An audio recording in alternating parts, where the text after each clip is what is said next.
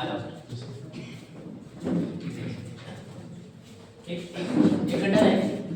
So this is 1 hour workshop. आपको कई बार ये लग रहा होगा कि ये एक्टिविटीज आपको लग रही है कि रिपीट हो रही है। कुछ हर आदमी के पास कुछ ना कुछ नया स्किल है। हम ये चीजें क्यों कह रहे हैं? इनको भी कोई शौक नहीं आते और आपके प्रिंसिपल को कोई शौक नहीं है। ये गवर्नमेंट कह रही है कि हर सेमेस्टर में 1 से 2 एक्टिविटी हो कि हमारे बच्चे को पता चल जाए पैसा कहाँ से आ रहा है, पैसे को लगाना कहाँ से है, सही जगह पे कैसे लगाया जाए उसको, इसके फायदे क्या हैं, नुकसान क्या हैं, कितने ट्रांजैक्शन हम कर सकते हैं और पैसा बचाने का सही तरीका क्या है। अभी से ज्ञान हो। हमारा काम है आपको एजुकेट करना। Only our purpose is to give you the information, right और रॉन्ग। डिसीजन आपके अपने होंगे, क्या करते हैं, कैसे करते हैं, ये आपको देखना है। ठीक है, तो इसका यूज कीजिए। आपको कोई क्वेरी होती है बीच में आप सवाल कीजिए। चुपचाप शांति से बैठ के कि नहीं सुन रहे हैं, ये नहीं होना चाहिए। आप एक्टिवली पार्टिसिपेट करें। आपको लगता है सब समझ में आ रहा है, वेरी गुड। कोई दिक्कत आ रही है, आप खड़े होकर पूछ लीजिए। फैकल्टी की अगर कोई डाउट हो आप पूछ सकते हैं। ठीक है, ये गवर्नमेंट फोर्स कर रही है, करवाना ही करवाना है। एकेडमिक तो आपने करनी ही करनी है, सिलेबस तो आपको पढ़ना ही है, बट ये मैंडेटरी एक्टिविटीज हैं। 1 महीना यानी कि 30 दिन जो है आपको एक्टिविटी ही करनी है। 6 महीने का सेमेस्टर होता है। जितने भी ऑफ डेज हैं गवर्नमेंट ये कह रही है कि बच्चों को एंगेज करो। एंगेज करने का मतलब है उनको कुछ नया दो, डेली कुछ ना कुछ नया दो। हफ्ते में 1 दिन 2 दिन पढ़ाई के अलावा। ठीक है जी। तो आपको ये क्या करेगा, आपके एकेडमिक को मजबूत करेगा, एनहांस करेगा, उसको बढ़ावा देगा। ये सिलेबस पढ़ के नंबर लेने से सब कुछ नहीं हो रहा है। लोगों को वहां से यहां तक आने में ही नौकरी मिल जा रही है। ये पैनल पे बैठा होता वहां से यहां तक ही चेक करता है, ठीक है सर आप ज्वाइन कर लीजिए यहाँ पे। वहां से यहां तक कितने एक्सपर्ट लोग बैठे होते हैं। जब भीड़ ज्यादा होती है तो रिटन टेस्ट करवा लेते हैं ताकि भीड़ को कम कर दिया जाए। फिर कह देते हैं कि 90% वाले जो है वो रहो, बाकी चले जाओ। अपने आप ही स्क्रैप निकल गया। फिर 90 वाले में फिर रिटन टेस्ट फिर करा देंगे, फिर जीडी करवा देंगे, फिर इंटरव्यू करवा देंगे, फिर इंटरव्यू में मेरिट बढ़ा देंगे, कुछ लोगों को कुछ छोड़ के चले जाएगा। ये चीजें आपको कहां से मिलती हैं? हम बताते हैं, धीरे धीरे आपको मिलती हैं। ठीक है जी। तो आप इसको एंजॉय कीजिए, देखिए आपको कितना फायदा हो रहा है, कितना नुकसान हो रहा है। राजेश बैरवा जी हैं, ये गवर्नमेंट अप्रूव्ड ट्रेनर हैं। ये सेबी जो है stock exchange board of India जो है भारत सरकार का बहुत बड़ा स्टॉक एक्सचेंज है। वैसे तो बॉम्बे स्टॉक एक्सचेंज है, दिल्ली स्टॉक, सबके स्टॉक एक्सचेंज है, अलग अलग है, लेकिन सेबी जो है सबसे बड़ी भारत की एक यूनिट है। तो सबको ये काम करने से पहले अप्रूवल लेनी पड़ती है। सर्टिफाइड है, गवर्नमेंट ने इनको लाइसेंस दे रखा है। वैसे सर प्रोफेसर हैं, एमबीए के प्रोफेसर हैं। तो आप शो को देखिए, आपको कितना फायदा होता है, कितना।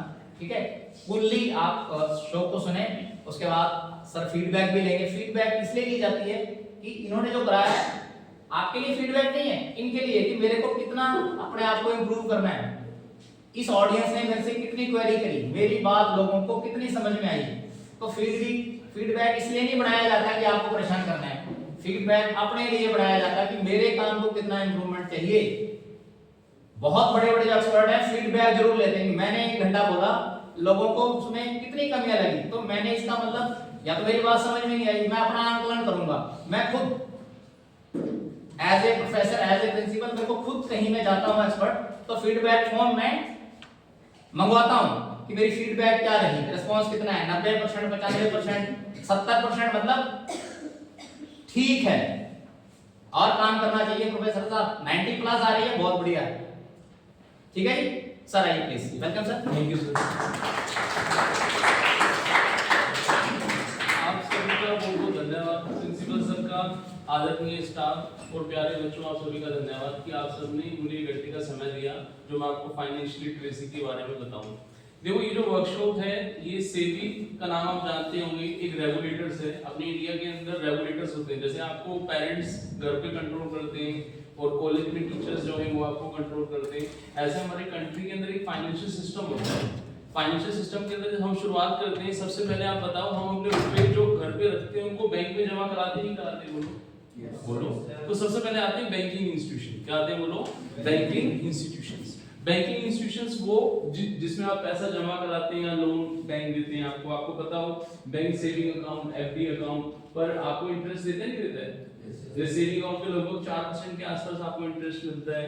सेविंग अकाउंट मतलब जो आप नॉर्मली अकाउंट बैंक में खुलवा रहे हो, और टर्म डिपॉजिट एफडी जिसको हम बोलते हैं उसमें लगभग 7% मान लें मैक्सिमम प्राइवेट बैंक की 7%।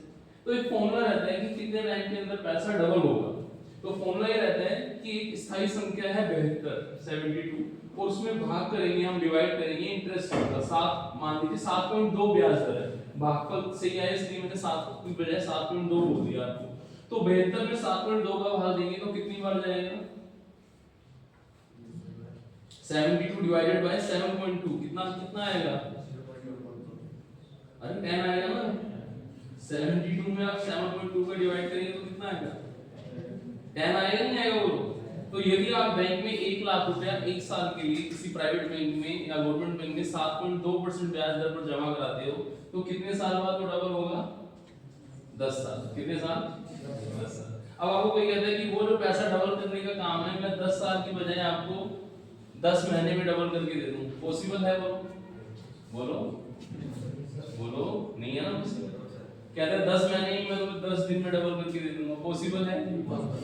एक मूवी आई थी बहुत पहले, हेरा फेरी मूवी, उसमें सुनील शेट्टी, अक्षय कुमार, विपाशा बसु की दोबारा उसकी मूवी फिर हेरा फेरी। तो उसमें वो पैसे इकट्ठे कर रही होती है विपाशा बसु, अक्षय कुमार से पैसा लेने की उसको बताती है तुम्हारा पैसा डबल हो जाएगा। सुनील शेट्टी इसको खूब मना करता है कि इसको पैसे नहीं देने, पर जहाँ पे आपको गवर्नमेंट ही 7.2% ब्याज दर दे रही है और बेहतर एक स्थायी संख्या में ब्याज दर 7.2 का आप भाग दे रहे हैं, भाग पर 10 वर्ष आ रहा है, तो 10 वर्ष तो गवर्नमेंट कह रही है कि पैसे को डबल होने में लगेगा, लगेगा नहीं लगेगा? बोलो, आपको मेरी बात समझ में आ गई नहीं आ रही? तो हाँ बोलो ना, लगेगा ना। अब यदि कोई आपको 10 साल से कम में पैसा डबल करने की बोल रहा है, चलो हम इसको थोड़ा सा चेंज कर देते हैं, मान लो कोई आपको कह रहा है कि 9 साल में पैसा डबल हो जाएगा, तो ब्याज दर कितनी होनी चाहिए? उल्टा कर सकते हैं ना, आप करते हैं ना वज्र गुणन, करते नहीं करते वज्र गुणन? तो 7.2 में आप 9 का भाग दो, ब्याज दर कितनी होनी चाहिए? 8%। कितनी? 8%। समझ में आ रही है? आ रहा है। तो मतलब यदि अपनी 8% ब्याज दर है तो 9 साल में पैसा डबल हो जाएगा। अब यदि आप कोई कहते हैं 9 महीने में पैसे डबल कर दूंगा या 9 घंटे में पैसे डबल कर दूंगा, 9 दिन में पैसे डबल कर दूंगा, इज इट पॉसिबल? क्या है पॉसिबल है? नहीं। जो यहाँ पे स्लाइड्स में भी स्टार्ट कर रहा हूँ, आपको बेसिक बता रहा था। तो पहली स्लाइड्स क्या है? सीडीएसएल है क्या, मैं आपको बता देता हूँ। अपने इंडिया के अंदर एक टर्म्स आती है एमआईआई, बोलो आपने आईआईएम को पढ़ा है, मैं क्या पढ़ा रहा हूँ?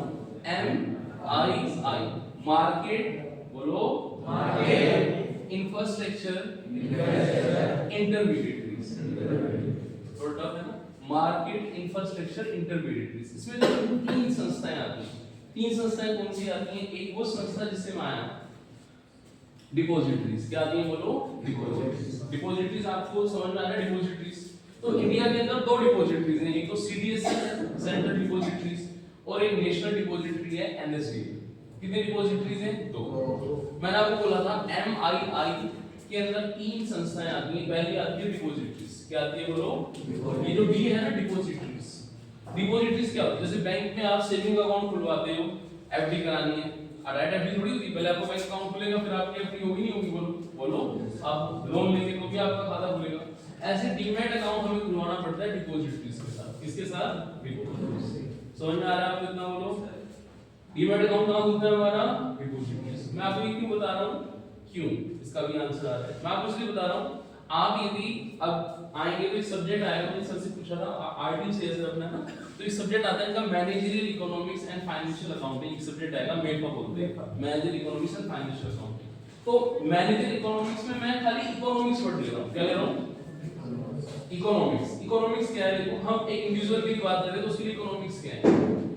थोड़ा इंग्लिश में बोलूंगा, resources are limited but needs and wants are unlimited. क्या? रिसोर्सेज बोली नहीं रहे आप मेरे साथ, बोलो resources are limited but needs and wants are unlimited. देखो रिसोर्सेज मतलब जो हमारी आय है, इनकम जो है वो लिमिटेड है कि नहीं है? हम कई बार बोलते आमदनी, अठन्नी और खर्चा। तो रिसोर्सेज आमदनी क्या है बोलो? 98 50 पैसे और खर्चा कितना है? 1 रुपया। नीड्स एंड वांट्स पर जो हम खर्च कर रहे होंगे 1 रुपया। अब इसमें घाटा होगा या फिर फायदा होगा? घाटा होगा इसमें। अब घाटा हो तो घाटे को ठीक करना है, तो हमने फॉर्मूला बना रखा है, सेविंग का एक फॉर्मूला है, सेविंग का एक फॉर्मूला है जो हमारी टोटल इनकम है उसमें से एक्सपेंडिचर माइनस कर दो, सेविंग आएगी। क्या आएगी बोलो? ये फॉर्मूला हमने बना रखा है। होता क्या है, आमदनी कितनी 50 पैसे है, खर्चा 1 रुपया है, तो 50 पैसे में से 1 रुपया गया तो माइनस 50 पैसे, तो सेविंग आ गया, डेफिसिट आ गया। तो हम फॉर्मूले को थोड़ा चेंज कर रहे हैं। इनकम माइनस सेविंग, बोलो income minus saving is equal to expenditure. Income जैसे मान लीजिए कितनी है 50 पैसे है, ठीक है ना, और खर्चे मान लो 10 पैसे, कितने हैं 10 पैसे, सॉरी खर्चा नहीं, सेविंग 10 पैसे है, मान लो मैंने खर्चा डायरेक्ट बोल दिया, तो खर्च हमें कितने करने हैं 40 पैसे। समझ है मुश्किल, बहुत मुश्किल है कि अपनी इनकम में से इतना पैसा बचाना बहुत मुश्किल है, पर कहते हैं ना बूंद बूंद से तो वो चीजें मैं आपको सिखाऊंगा म्यूचुअल फंड्स वगैरह। तो ऐसे ही जब हम छोटी छोटी सेविंग्स करते हैं, क्या करते हैं छोटी छोटी सेविंग्स करते हैं। आज आपको कोई बोले कि पेंशन प्लान ले लो, तो आप बोलोगे मुझे पेंशन की क्या जरूरत है, लेकिन 60 साल बाद हमारी इनकम तो बंद हो जाती है, लेकिन खर्चे क्या हो जाते हैं, बढ़ जाते हैं, ठीक है ना। और हम एक्सपेक्टेंसी मान रहे हैं इंडिया के अंदर अभी जो है 72 साल की, तो 12 साल आगे जो निकालने हैं, या कोई 80 साल जी जाए, 20 साल निकालने हैं, 90 साल जी जाए, 30 साल निकालने, तो पेंशन प्लान जरूरी है कि नहीं है बोलो। अब मैं आपको ले चलता हूँ स्लाइड्स के ऊपर, बेसिक चीजें आपको बता रहा हूँ। इतना समझ में आया आपको बोलो? देखो एक शब्द आ रहा है इसमें इन्वेस्टमेंट, एक आती है सेविंग, दोनों में अंतर क्या होता है? सेविंग जैसे मान लीजिए हम बोलते हैं सेविंग अकाउंट, सेविंग अकाउंट मुझे 4% ब्याज दे रहा है, कितना दे रहा है 4%, सेविंग अकाउंट मुझे कितना दे रहा है 4% ब्याज दे रहा है, कितना दे रहा है 4%, समझ में आया? तो उसकी इंटरेस्ट रेट कम है कि नहीं है बोलो? एफडी मुझे 7.2% दे रहा है, उसकी इंटरेस्ट रेट ज्यादा है कि नहीं है बोलो? ऐसे शेयर मार्केट जो मैं आपको डीमैट अकाउंट बताऊंगा, शेयर्स खरीदना बेचना बताऊंगा जो मैं आपको, उसमें औसतन जो है जो आपकी एफडी की 7.2 है ना, उससे तो ज्यादा ही मिलेगी आपको, ठीक है ना। और लगभग ऑन एन एवरेज आपको 15-12% मिल जाएगी यदि आप 7-8 साल पैसा जमा करें। कितना आप कह रहा हूं मैं, डबल मिल जाएगी, 7.2 का डबल हो गया कितना 14.2 14.4, तो आपको इतना तो मिल ही जाएगा। मतलब शेयर मार्केट में यदि आप पैसा लगा रहे हो तो वो जो आपका हम बोल रहे थे ना 7.2 का भाग दे, 7.2 का भाग देते थे 10 आता था, अब 14.4 का भाग देंगे तो कितना आएगा 5। तो शेयर मार्केट में आप पैसा लगाओगे, देखो एक टर्म आता है investment in security market subject to market risk, please read the documents before investing carefully. कि शेयर मार्केट में निवेश करना जोखिम पूर्ण है, कृपया निवेश करने से पहले सारी चीजों को आप ध्यान से पढ़ लें। और वो ध्यान से पढ़ने वाली चीजें क्या है वही मैं आपको यहाँ बताने आया हूँ, क्या वो टर्म्स आती है ना कि सारी चीजों को ध्यान से पढ़ ले, वो मैं आपको शर्तें लगाने, शर्तें लागू। वो शर्तें क्या क्या होती हैं थोड़ा सा मैं आपको बताता हूँ, ठीक है। चलिए स्टार्ट। अब आपको फंडा समझ में आया बोलो कि हम करने क्या वाले हैं, हम सेविंग की बात करने वाले हैं, हम इन्वेस्टमेंट की बात करने वाले हैं, हम एक्सपेंडिचर की बात करने वाले हैं। हम कुछ पैसा मान लीजिए घर पे रखा हुआ है, जैसे एक किसान एक पोटली में बीज बांध के रख देता है, वो सेविंग, लेकिन उसी बीज को खेतों में डाल देता है तो वो फसल बन जाती है, नहीं बन जाती है, वही इन्वेस्टमेंट है, वही क्या इन्वेस्टमेंट। कुछ छोटी छोटी सेविंग है, हमको हमें रखना है, ठीक है। चलिए स्टार्ट आगे। तो मैं आपको ये है पीडीएफ फाइल, सबसे पहले मैं आपको बेसिक चीजें बताऊंगा तब आपको चीजें क्लियर होंगी। तो हम स्टार्ट करते हैं देखो स्टॉक मार्केट, इसकी हम बात करेंगे स्टॉक मार्केट। देखो stock market means share market, stock market means share market, ठीक है ना। नेक्स्ट स्लाइड से स्टार्ट है। देखो एक टर्म आती है स्टॉक एक्सचेंज, क्या आती है बोलो स्टॉक, कोई बड़ी टर्म है थोड़ा समझना। एक आता है स्टॉक एक्सचेंज और एक आता है स्टॉक मार्केट। आप रीजनिंग करते हो नहीं करते हो? Reasoning A 1 number, B 2 number, T C 3 number, D 4 number, है ना, बोलते ऐसे ई 5 नंबर, ई कितने नंबर पर आता है 5, याद रहेगा बोलो। ऐसे आप बोलेंगे एफ जी एच आई जे के एल एन मार्केट, मार्केट आएगा लगभग 13 नंबर पे, ठीक है। अब बताओ नंबर किसके जा रहे हैं? एक्सचेंज 5 नंबर पर आ रहा है और मार्केट 13 नंबर पे आ रहा है, कौन बड़ा है बताओ? याद हो गया बोलो। तो मार्केट एक बड़ी चीज है, मार्केट क्या है बोलो? मार्केट एक बड़ी चीज है, उसके अंदर एक्सचेंज भी आता है बोलो। एक्सचेंज मैं आपको बताऊंगा नेशनल स्टॉक एक्सचेंज का निफ्टी, जिसमें 50 कंपनियां आती हैं, और जिसको हम बोलते हैं नेशनल स्टॉक एक्सचेंज, क्या बोलते हैं? वो एक्सचेंज का पार्ट है, वो किसका पार्ट है? एक्सचेंज। ऐसे आता है, आपने सुना होगा बीएससी बॉम्बे स्टॉक एक्सचेंज, सुना है ना? बीएससी बॉम्बे स्टॉक एक्सचेंज, उसका सेंसेक्स आता है, क्या आता है? सेंसेक्स। सुना है नहीं सुना आपने? इस पर ध्यान दिया करो, थोड़ा आपको ज्यादा कमाना है ना तो उस पर ध्यान देना बढ़ेगा। तो वो भी एक्सचेंज है, वो भी क्या है, एक्सचेंज है। तो बोलो एक्सचेंज और मार्केट में कौन बड़ा होता है बताओ? मार्केट में सब आ जाते हैं, सब आ जाते हैं भाई, एक्सचेंज भी आ गए। अब एक्सचेंज कौन करेंगे भाई? या तो पैसा जमा करने वाले और या फिर पैसा लेने वाले। तो दो एरिया होते हैं, जैसे मान लीजिए मैंने आपको बोला था बैंक है, जैसे मान तो बैंक आपसे पैसा लेगा और इधर पैसा उधार देगा, देगा। तो आपसे पैसा लेगा, आप क्या हो, सरप्लस एरिया, और इधर पैसा उधार देगा, वो क्या हो गया, डेफिसिट एरिया। ऐसे जो कंट्री के अंदर जो कंपनीज होती हैं बड़ी बड़ी, अभी आपने सुना होगा कि फिजिक्स वाला का आईपीओ आया, क्या हम वो भी पढ़ेंगे आईपीओ कैसे आता है, आईपीओ क्या होता है, ठीक है ना। ये जो कंपनी होती है बड़ी बड़ी आईपीओ लाती हैं, उसके बाद शेयर्स इशू करती हैं, ये क्या प्रोसेस होती है ये भी हम समझेंगे। मैं आपको बता रहा था कि जो स्टॉक एक्सचेंज है, क्या बोलो, स्टॉक एक्सचेंज। इंडिया के अंदर दो नाम याद रख लो, हालांकि हैं 5 के पर 2 याद रख लो। नेशनल स्टॉक एक्सचेंज याद हो जाएगा, बोलो। उसका बेंचमार्क है, उसको हम बोलते हैं निफ्टी, क्या बोलते हैं, निफ्टी में 50 कंपनी है। 50 मतलब फिक्स 50 नहीं है, इंडिया की जो टॉप परफॉर्मर 50 कंपनियां हैं वो है निफ्टी 50। वो लिस्ट चेंज होती रहती है, वो चेंज होती रहती है। और उसमें ऐसा भी नहीं है कि सारी कंपनियां ऑटोमोबाइल की हैं, कि सारी कंपनियां एनर्जी की हैं, या सारी कंपनियां बैंकिंग की हैं। उसमें 30% जैसे मान लीजिए बैंकिंग है, 10% मान लीजिए एनर्जी है, ठीक है ना। ये वो मतलब सोच समझ के बना रखे हैं कि निफ्टी 50 के अंदर जो 50 कंपनियां हैं, उन कंपनियों का जो इंडिया की टॉप 50 परफॉर्मर कंपनियां, उनके बारे में बात करेंगे। ऐसे बीएससी का जो सेंसेक्स है, बॉम्बे स्टॉक एक्सचेंज है, उसका सेंसेक्स है, उसके अंदर 30 कंपनी है। कितनी कंपनी है? 30। अब मुझे बताओ दोनों में से बड़ा कौन होगा, बताओ। एनएससी। एनएससी क्या है, बड़ा है, ठीक है ना। छोटा क्या है, बीएससी। पर पहले बना था बीएससी, क्या बना था, फिर एनएससी बाद में बना था। एनएससी क्या बना था, केवल बोलते नहीं बोलते कि छोटा है मगर छोटा है। एनएससी बना तो बाद में, लेकिन नाम उसका जैसा चले आगे थोड़ा बोलो। तो ये सब चीज बता था। मार्केट के अंदर क्या आते हैं, देखो मैंने बोला था आपको सरप्लस एरिया था, वो डेफिसिट एरिया इधर था, मतलब इधर भी था।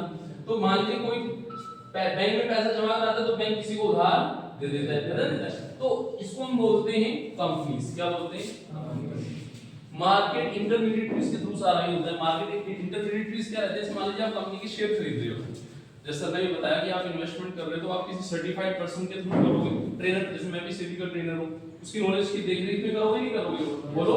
उसकी देखरेख में करोगे नहीं करोगे, बोलो, यस और नो। तो ऐसे मार्केट के अंदर आपकी इंटरमीडिएटरीज भी आएंगी। अच्छा मैं आपको एग्जांपल देता हूं नॉलेज के लिए।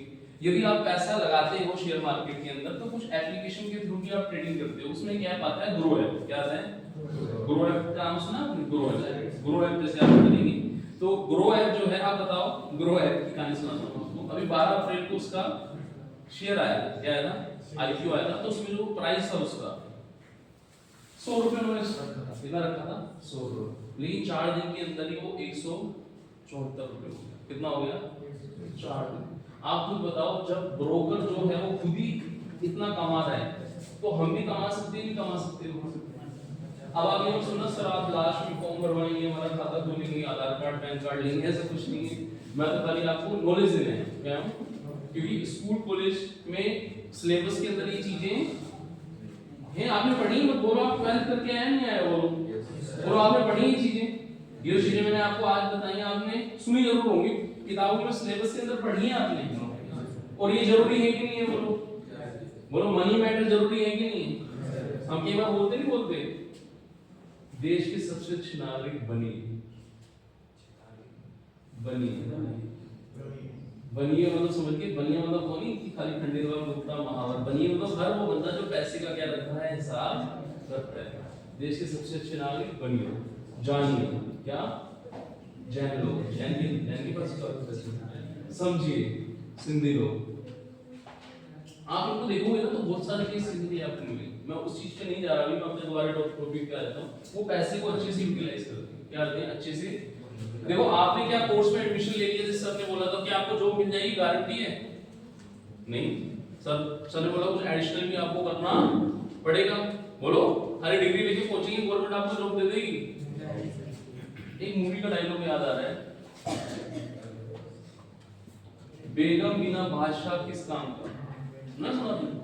ऐसे यदि नौकरी नहीं है, क्या, नौकरी के बिना डिग्री, नौकरी का मतलब इन द सेंस बिजनेस भी हो सकता है आपका। नौकरी मतलब सेंस खाली नौकरी का ही नहीं है, सर्विस का नहीं, आप खुद भी काम कर सकते हैं।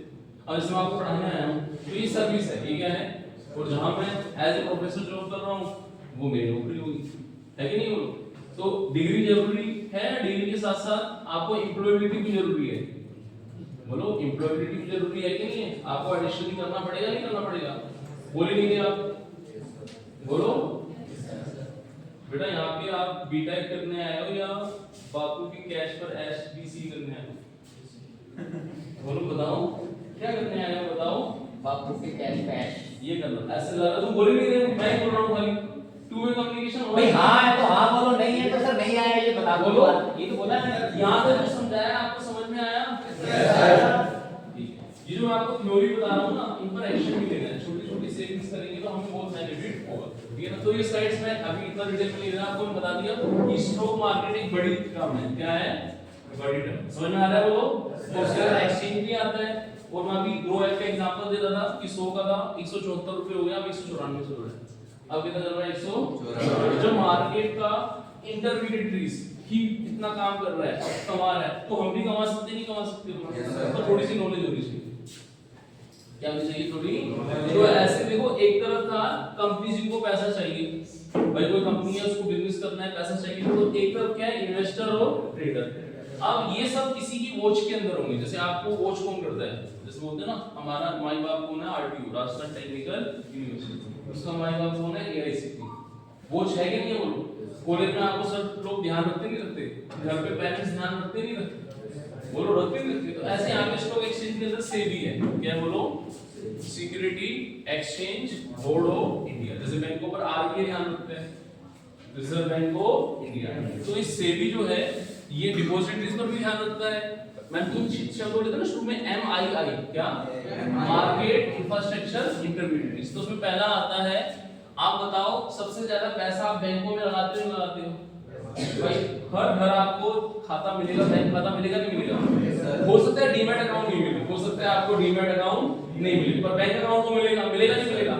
यदि मुझे डीमैट अकाउंट खुलवाना है, उसके लिए बेसिक नीड यही है कि आपके पास आधार कार्ड, पैन कार्ड और आपका बैंक अकाउंट होना जरूरी है, आपका डीमैट अकाउंट ओपन हो जाएगा। आप अभी प्रो ऐप इंस्टॉल करोगे, मैं करा नहीं था मुझसे, ओटीपी कोई नहीं करा रहा, मैं कुछ नहीं करा रहा, मैं आपको बता रहा हूँ। अब हम ऐड करोगे, अकाउंट ऐड करोगे, आधार कार्ड ऐड करोगे, आधार वेरीफाई ओटीपी डालोगे, तो ऑटोमेटिकली आपका ट्रेडिंग अकाउंट भी खुल जाएगा, ठीक है ना। अब जैसे मान लीजिए आपको ट्रेडिंग अकाउंट में शेयर परचेज करने, तो वो आपके सेविंग अकाउंट से पैसा निकालना पड़ेगा, वैलेट में ऐड करते वैलेट, ठीक है ना, फिर आप शेयर खरीद सकते हैं। फिर आप जब बेचोगे तो वो पैसा सेविंग अकाउंट में आ जाएगा। ये मैं आपको आगे स्लाइड बताऊंगा। मैं आपको बेसिक चीज बता रहा था कि मार्केट क्या होता है। एक्सचेंज मैंने आपको बताया, इंडिया के अंदर क्या है, देखो नेशनल स्टॉक एक्सचेंज और बॉम्बे स्टॉक एक्सचेंज। एनएससी का क्या है, निफ्टी बोलो, और बॉम्बे स्टॉक एक्सचेंज का क्या है, सेंसेक्स। आपको पता है सेंसेक्स कितना चल रहा है, सेंसेक्स देखते हो, सेंसेक्स कितना चल रहा है, सेंसेक्स नहीं जानते, चलो बेंचमार्क होते हैं, क्या होते हैं, बेंचमार्क। शेयर मार्केट के अंदर बेंचमार्क होते हैं। बेंचमार्क छोटा सा एग्जांपल मैं आपको देता हूं।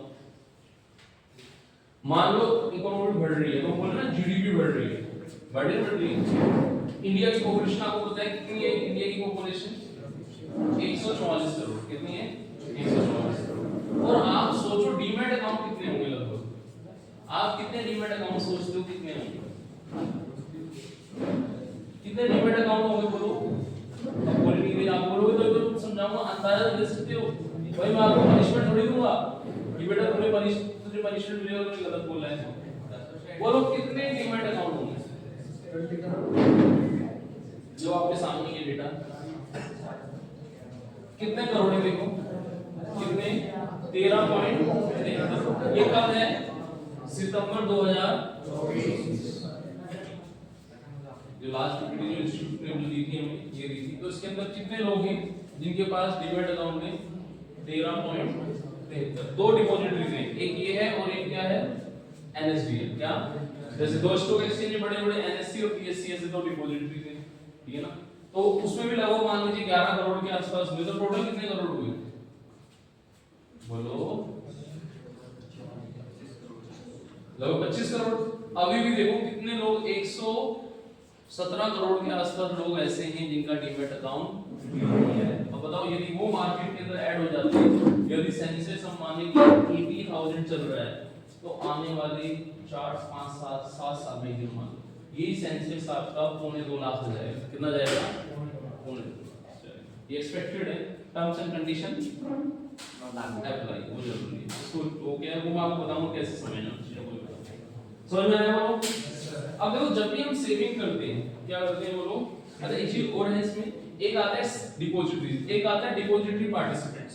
जैसे मान लो बड़ौदा क्षेत्रीय ग्रामीण बैंक, अब तो राष्ट्रीय ग्रामीण बैंक हो गया, अब वहां जाते हैं तो कहता है कि 10,000 से कम है तो सामने इमितर से पैसे निकलवा लो। कभी बोलते नहीं बोलता, कभी एसबीआई भी बोलता है, बोलता नहीं बोलता कि सामने इमितर से पैसा निकलवा लो। तो ऐसे जहां पे डिपॉजिटरीज नहीं होती वहां डिपॉजिटरी पार्टिसिपेंट्स होते हैं। क्या होते हैं? जैसे 200 में सीडीएसएल लिखते हैं, जयपुर में सीडीएसएल, तो 200 में आपको डिपॉजिटरी पार्टिसिपेंट्स मिलेंगे। पर आजकल तो सब कुछ ऑनलाइन हो गया है, तो आपको कहीं जाने की जरूरत नहीं है, मोबाइल से सब कुछ हो जाएगा। जो डिपॉजिटरी पार्टिसिपेंट्स जो होते हैं उनके बारे में बता रखा है। अब देखो हम सेविंग क्यों करते हैं, बोलो हम सेविंग क्यों करते हैं? ना एडवांस वो है पीपीटी, मैंने सब समझाने के लिए आपके हिसाब से एक छोटी सी पीपीटी और बनाई है। छोटी तो नहीं है, इसमें लगभग 150 स्लाइड है, पर छोटी मेरे हिसाब से छोटी है। ठीक है, हम इन्वेस्टमेंट क्यों करते हैं? ये बोलो हम क्यों करते हैं इन्वेस्टमेंट?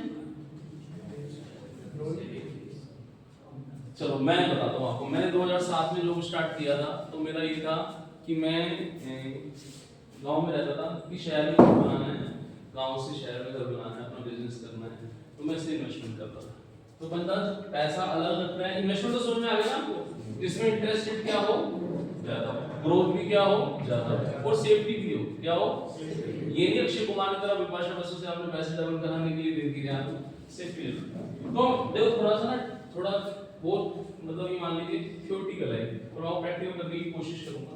ठीक है, जो आप बच्चे को 10th तक पढ़ाते हो, 11th 12th में जैसे मान लो अभी बच्चा मान लीजिए एलकेजी यूकेजी पढ़ रहा है, फिर फर्स्ट में आता है, प्ले ग्रुप होता है, 4 साल 10 साल 14 साल आपने उसको पढ़ाया, लेकिन उसको 11th में क्या सब्जेक्ट लेना है वो पड़ोसी डिसाइड करता है। क्या होता है? अब बताओ, अब ऐसे बोलना नहीं चाहिए आपके बीच में कि बेटा मेरा है, डिसीजन कौन लेगा? ये गलत है कि नहीं? तो अब ऐसे इन्वेस्टमेंट मेरा हो रहा है, पर मैं किसी के कहने पर, अब बताओ कोई किसी के कहने पर मैं इन्वेस्टमेंट करूंगा तो वो मेरा बेनिफिट देखेगा, खुद का बेनिफिट। आप मुझसे कहोगे सर मुझे बताओ पैसा कहाँ करना है, तो मैं अपना बेनिफिट देखूंगा ना, तो सेम है। तो हमें थोरो एनालिसिस जरूरी है। क्या है? थोरो एनालिसिस करना जरूरी है। ये कुछ ना मैं वर्ड बोल रहा हूँ, थोड़ा सी टफ है ये शेयर मार्केट के वर्ड। पहला है थोरो एनालिसिस। क्या बोलो? इन्वेस्टमेंट किसको मानते हैं? जिसमें थोरो एनालिसिस करते हैं। क्या करते हैं? थोरो एनालिसिस। जहां आपको कोई बोले ना गारंटीड रिटर्न, मैं गारंटी दे रहा हूं भाई तेरा पैसा डबल हो जाएगा 10 महीने के अंदर, वहां उठ के चल दो। क्या ऐसे बंदे से बात नहीं करो। तो हमें बीच में दिक्कत आ रही है, ऐसे बोला थोरो एनालिसिस मतलब पूरी तरह जांच पड़ताल करो, आप खुद बजा लो, पहले इन्फॉर्म डिसीजन लेना। आप अपनी वो बोलते हैं नेचुरल एक्सेप्टेंस समझ के हिसाब से आप सेटिस्फाइड हो जाओ, कैलकुलेशन कर लो। अच्छा तुम घर पे बताना, पापा मम्मी कोई बात बोलते हैं और मम्मी पापा कोई बात बोलती है, छोटे एग्जांपल दे रहा हूं आपको, बात किसको जल्दी समझ आती है? मतलब पापा को मम्मी की बात समझ आती है या मम्मी को पापा की बात समझ आती है? दोनों को एक दूसरे के आ जाते हैं। सही और बच्चा नहीं पूछो, आप पूछो ना, पूछने मैं तो पहले बोल दिया है। बताओ सर आपको पास करा रहे बोलो पापा को, तो इसमें पापा का थोड़ा एनालिसिस है, ठीक है ना। और बताओ कोई ऐसे डरो तो बेटा सच बोलो, क्यों क्या होता है? देखो मालूम है आपको मेरा बेटा है, ठीक है, तो मुझे वाइफ से कुछ पूछनी है तो मैं उसको कुछ बता दूं तो मुझसे 10 क्वेश्चन करती है। अच्छा आपने ये किया तो ये क्यों किया, ये ऐसे क्यों किया, आपने ये क्यों नहीं किया, वो करना था आपने मुझे क्यों नहीं बताया, ये क्यों नहीं किया। अब ये थोड़ा एनालिसिस है कि नहीं है बोलो। और मैं उन्होंने कुछ किया मैं उनसे पूछता हूं ठीक है कर दिया ओके, ये थोड़ा एनालिसिस है अभी नहीं है। तो थोड़ा एनालिसिस एक तरफ से होना चाहिए, दोनों तरफ से होना चाहिए, वैसे बोलो सर ने आपको बता आंसर आप इसमें पहले बता दिया इसलिए मैं रुक गया। तो थोड़ा एनालिसिस जरूरी है, जब आप पैसा लगाओ तो आप अच्छे से समझ लो। फिर क्या आ रहा है? Promise of safety of principal, ठीक है। फिर तीसरा क्या आ रहा है? Adequate return. अब एडिक्वेट रिटर्न को समझना, एक होती है इन्फ्लेशन, क्या होती है बोलो, एक छोटा सा एग्जांपल दे, ठीक है ना। जैसे आजकल तो महंगा चल रहा है सोना, पुराने टाइम के अंदर हम बात करेंगे, जैसे मेरी शादी हुई थी 2010 में, सर आपकी शादी कब हुई थी? 1990 उस समय तो सोने 4500 रुपए गोल्ड होता, 10 ग्राम का 4500 रुपए। फर्स्ट टाइम मैंने वाइफ के लिए मंगलसूत्र खरीदा अपने सैलरी से। बताओ। वैसे तो पेरेंट्स देते हैं, मैंने फर्स्ट टाइम 4500। ये जो है आपको यही सोचना है कि आपकी जब लाइफ शुरू होगी तो आपको क्या करना है, ये सोचना है, इसीलिए इम्पोर्टेंट है ये। 36,000 में खरीदा था। 2010 कितने साल हो गए अंदर? कितने साल अंदर हो गए? और अब वही मंगलसूत्र आप चले जाओ एक तोले का कितने का आएगा? 1.25 लाख रुपए हो गया। एक 25 चल रहा है सर। 1.25 लाख रुपए। ये बोलते हैं इन्फ्लेशन। क्या बोलते हैं? चीजें महंगी होती जा रही हैं। क्या होती जा रही है बोलो? आई थिंक अभी हो सकता 2000 में चाय का बड़ा गिलास आता था 1 रुपए का, और अब 5 रुपए का इतना सा गिलास आता है। कितना आता है? तो क्वांटिटी क्या होती जा रही है? धीरे धीरे क्या होती जा रही है? तो 12 का साइज देख लो, 5 रुपए में पूरा परिवार बड़ा बिस्किट खाता था, अब वो 8 रुपए का हो गया या 5 रुपए का छोटा हो गया। तो इन्फ्लेशन है, ये क्या है? अब मान लो, सुनना ध्यान से, एक छोटा एग्जांपल, मैंने आप एक वो रखी, क्या रखी मैंने? एक क्विज रखी मान लो, और उसमें मैंने प्राइस रखा 10,000 रुपए, ठीक है ना? एक गर्ल्स और एक बॉय ने 10,000 रुपए जीती है, ठीक है ना? मैं आपको एग्जांपल दे रहा हूं, इसको रियल मत मानो। बॉय ने एफडी करा ली 7% पे, कितने रुपए? तो इनके साल भर में 10,000 के हो गए 10,700। गर्ल्स ने उससे सामान खरीद लिया गोल्ड में, मैं गोल्ड के एग्जांपल और गोल्ड भी कुछ ले लो जिसमें इन्फ्लेशन ज्यादा है, ठीक है ना? तो मान लो वो जो 10,000 का गोल्ड था वो हो गया 15,000 रुपए। कितना हो गया? अब वही गोल्ड यदि बॉयज को खरीदना है तो बताओ कितना और ऐड करना पड़ेगा? 4300 रुपए ऐड करना पड़ेगा। ये इन्फ्लेशन, ये क्या है? समझ में आया? आप बैंक में पैसा रख रहे हो, इन्फ्लेशन गवर्नमेंट बोल रही है, आरबीआई खुद बोलता है इन्फ्लेशन 6% है। कितनी है? जब गवर्नमेंट खुद 6% बोल रही है तो 6 से ज्यादा ही आप मान रहे हो नहीं मान रहे? बोलो। अब आपको एफडी में भी 6% मिल रहा है, तो आप एफडी बैंक में कराने से फायदे में जा रहे हो घाटे में जा रहे हो? टीडीएस हो तो कोई बात नहीं। तो आपको क्या मिले? Adequate return. क्या मिले बोलो? Adequate return. शेयर मार्केट में जब भी हम पैसा लगाते हैं 90% of success of your investing is based on your behaviour management. Share market में आप 90% जो आपकी सक्सेस है आपके बिहेवियर पर डिपेंड करती है। आपको कब पैसा लगाना है, कब बढ़ाना है। कई बार हम बोलते हैं ना, दुख में सुमिरन सब करे, सुख में करे ना कोई। आता नहीं आता है? जो सुख में सुमिरन करे दुख गाए का कोई। इसको शेयर मार्केट में क्या मिलेगी? तेजी में इन्वेस्ट सब करे, क्या? मंदी में करे ना कोई, मंदी में करे ना कोई। जो मंदी में इन्वेस्ट करे सदा मुनाफा। जब मार्केट बढ़ रहा होता है, जैसे मान लीजिए दिवाली आती है तो सबको लगा यार लोग ऑटोमोबाइल खरीदेंगे, गाड़ी खरीदेंगे, मैं मुंबई के शेयर खरीद लेता हूँ। क्या समझ रहे? ऐसा नहीं है, थोड़ा एनालिसिस नहीं है। थोड़ा एनालिसिस क्या होता है? उसकी डिटेल स्टडी है। आप कहीं भी शेयर मार्केट के बारे में पढ़ने जाओगे, कोई भी कोर्स आपको 10,000 रुपए से कम नहीं मिलेगा जिसमें पूरी चीजें बता रहा है। थोड़ा एनालिसिस करना बहुत जरूरी है कि इसमें मुझे पैसा लगाना चाहिए। जो सस्ते पे खरीद लो, मंदी पे और महंगे पर बेच दो। अब जैसे इस समय डाउन चल रहा है, क्या चल रहा है? अभी वो आया ना टैरिफ, आया था ना टैरिफ। आप एनवायरनमेंट पढ़ेंगे तो ग्लोबल एनवायरनमेंट आता है कि ग्लोबल एनवायरनमेंट हमारे बिजनेस को इफेक्ट करता है, इंडिविजुअल को इफेक्ट करता है। टैरिफ के बारे में बोलो, चीजों के प्राइस चेंज हो रहे नहीं हो रहे?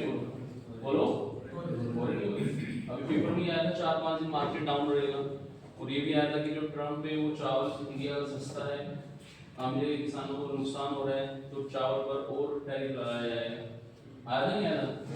अब वहां पे नारंगी बाबा कुछ करता है ट्रम्प, हमारे यहाँ पे रेट बढ़ जाते हैं। तो ग्लोबल मार्केट है, क्या बोलो? Global. World market is global market. तो एक मूवी आई थी वांटेड, क्या? वांटेड। उसमें डायलॉग आया था कि एक बार मैंने कमिटमेंट कर दी तो फिर मैं अपने आप की भी। देखो, यदि आप बिहेवियर पर कंट्रोल करो, क्या करोगे? कि मुझे शेयर मार्केट के अंदर पैसा नहीं निकालना है, क्या रखनी है मुझे? इसको बोलते हैं पेशेंस। क्या? पेशेंस। मैं जब वर्कशॉप शुरू की थी मैंने कहा था आपको बैंक 10 साल में पैसा डबल करके देता है, शेयर मार्केट आपको 7 साल में डबल करके दे देगा। मैं गारंटी नहीं दे रहा हूँ आपको, कुछ स्टॉक्स भी मैं आपको नहीं बता रहा, आपको थोड़ा एनालिसिस है उस पर आपको मिल जाएगा, ठीक है? बताऊंगा वो भी कैसे। अब देखो, हमें पेशेंस रखना जरूरी है। शेयर मार्केट में जैसे आप देखें डाउन जा रहा है, क्या उस समय खरीदना बेहतर रहता है। क्या रहता है? जो एग्जांपल देखो, मान लो आप हर महीने शेयर मार्केट में कम से कम बोल रहा हूँ 500 रुपए लगा रहे हो, कितने लगा रहे हो भाई? 500 तो आप लगा ही सकते हो। आप मोबाइल की एक सिम में 349 का 5GB का रिचार्ज होता है 5G वाला, और दूसरी सिम में 199 रुपए का, तो 550 तुम मान ले, 500 रुपए तुम शेयर मार्केट में लगा रहे हो, ठीक है ना? लगाओ सिस्टमैटिक तरीके से लगाओ, सिस्टमैटिक तरीके से। अब मान लो किसी दिन शेयर की प्राइस, जैसे मैंने आपको ग्रो का एग्जांपल दिया, क्या ग्रो के आपने परचेज किए, शेयर का प्राइस 100 रुपए था, तो उस महीने आपको कितनी यूनिट मिली होंगी बोलो? 5, 500 में 5। दूसरे महीने मान लो ग्रो का प्राइस बढ़ के 125 हो गया, तो कितनी यूनिट मिलेंगी? 4, बोलो समझ में आया? तो कितनी यूनिट होगी? 9, कितनी होगी? 9। तीसरे महीने मान लो ग्रो का जो प्राइस था वो 200 रुपए हो गया, तो कितनी मिलेंगी? 2.5, कितनी होगी? 2.5, तो 11.5 यूनिट होगी। बोलो 11.5 यूनिट के 200 के हिसाब से कितने बनते हैं? 11.5 डबल बोलो ना, 2300। और आपने लगाया कितने? 1500, 500, 500, 500। तो इस तरीके से यूनिट बढ़ती जाती है, एनएवी बढ़ती जाती है, ये कम भी होती है, ऐसा नहीं बढ़ेगी। वी डिमांड एंड सप्लाई, आप सेकंड सेम में जो मेफा सब्जेक्ट आएगा वहां पढ़ेंगे इकोनॉमिक्स के अंदर, डिमांड एंड सप्लाई पर डिपेंड होता है। किस पे डिपेंड होता है? डिमांड एंड सप्लाई पे डिपेंड होता है। अब देखो ये तो आपको समझ में आ गया कि थोरो एनालिसिस जरूरी है, प्रॉमिस ऑफ सेफ्टी जरूरी है। और एडिक्टिव रिटर्न का मतलब ये है, जैसे मान लो इन्फ्लेशन कितनी है? 6%, कितनी? ये बढ़ती भी है, गवर्नमेंट कुछ 6 मान रही है, आप इन्फ्लेशन से ज्यादा ही तो कमाओगे, बोलो। उनको एक बंदा रिस्क नहीं लेना चाहता, 4% कमाना चाह रहा है, तो उसके लिए एडिक्टिव रिटर्न कितनी है? 10%। अब एफडी आपको मान लो 7% दे रही है, तो 3% आप घाटे में जाते हैं, क्या जा रहे हैं बोलो? और मैं ये नहीं कह रहा कि एफडी मत कराओ, इसको बोलते हैं डाइवर्सिफाइड करो, क्या करना?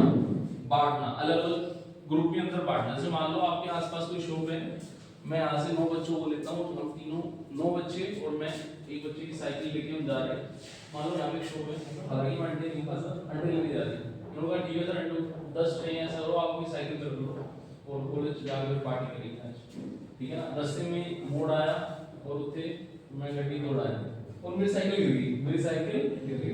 अब 10 की 10 ट्रे क्या होगी? हम 10 बंदे गए थे, तो एक ट्रे क्या रखते सब? अलग अलग रखते, तो कितनी ट्रे खराब होती? जैसे ना जिस पे भरोसा करते हैं वही धोखा ऐसे लगता है, ठीक है? तो मान लो आपने 10 इन्वेस्टमेंट करते, 10 इन्वेस्टमेंट करते तो 9 तो बचते नहीं बचते, इसको बोलते हैं डाइवर्सिफाई करना। क्या करना? जैसे कुछ पैसा कैश में रखते हैं, कुछ पैसा कहां से आएगा एक बात करेंगे सर, आप पैसा बोल रहे हो, पैसा आएगा कहां से? पैसा तो है ही, पैसा तो है ही, कुछ भी है नहीं, ठीक है? सर बच्चों से एक क्वेश्चन है मेरा, आपके लिए सबसे बड़ा इन्वेस्टमेंट क्या है जीवन में, बताओ?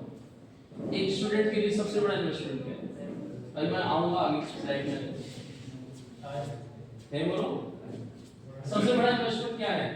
आपसे जब कोई पूछता है आप अपना विचार तो रख सकते हो ना, उसके बाद आगे गाड़ी लेके चलेंगे ना। जैसे मैं हूं, ठीक है ना, मेरी तरफ मेरे हिसाब से एक बच्चे के लिए, स्टूडेंट के लिए सबसे बड़ा इन्वेस्टमेंट, मैंने पढ़ा था भी, आपने सुना हो शेयर मार्केट की जो सबसे ज्यादा नॉलेज है वॉरेन बफेट, क्या वॉरेन बफेट, उनके भी गुरु हैं बेंजामिन, उन्होंने ये बोला था, मैंने बुक में पढ़ा था, उन्होंने कहा था कि एक यंगस्टर के लिए सबसे बड़ा इन्वेस्टमेंट है उसकी पढ़ाई पे लगाना, क्या समझ पढ़ाई पे पैसा। अब जो मैं आपको ये सब पढ़ा रहा हूँ, कैसे पढ़ा रहा हूँ? मैं पढ़ के तो पढ़ा रहा हूँ। अब जैसे आप बीटेक या डिप्लोमा कर रहे हैं, आप सबसे बड़ा इन्वेस्टमेंट वही तो है, पैसा कहाँ से आएगा? एजुकेशन। भाई आप जॉब करेंगे, भाई एजुकेशन लेंगे, डिग्री लेंगे, बोलो। और थोड़े पहले मैंने बताया था आपको, बेगम बिना बादशाह किस काम का, और नौकरी के बिना डिग्री इस काम की, वो जरूरी है, एम्प्लॉयबिलिटी जरूरी है, आप एम्प्लॉयबल बनेंगे। तो सबसे ज्यादा यंगस्टर के लिए इन्वेस्टमेंट क्या है? उसकी एजुकेशन, क्या बोलो? आप एजुकेशन में पैसा लगा रहे हो, उसको देख नहीं रहे, अरे यार मिल जाएगी डिग्री, क्या दिक्कत है, मास्टर जी अपनी, ठीक है ना? तो बेटा वो गलत है, आपको पॉजिटिव थॉट्स होती है, कंपटीशन बहुत ज्यादा बढ़ता जा रहा है। अब ये जो स्लाइड है मैं थोड़ी सी करूंगा, ये मैंने एडिशनल बना रखी है। एक पर्सन है, जो पुराने लोग होते थे वो ट्रेडिशनल फाइनेंसिंग करते थे, वो स्ट्रिक्टली रहते थे, भाई एक बार पैसा मैंने कमिटमेंट कर दिया, मैं उसको चेंज नहीं करूंगा, चाहे मार्केट आपको चाहे कहीं मैं कोई पैसा नहीं निकालता हूं। कोविड के टाइम में लोगों ने पैसा लगाया, वो डाउन चला गया था, फिर कोविड के 3-4 साल बाद बहुत अप भी हुआ बहुत। तो ये तो साइकिल है, जैसे आप देखो हॉस्पिटल में कोई अपना एडमिट है तो उसके पीछे आईसीयू में है तो यूज होता है, चलता है यूज होता है अप डाउन होता है। और यदि वो सीधा हो जाए क्या हो जाए बोलो, राम नाम सत्य।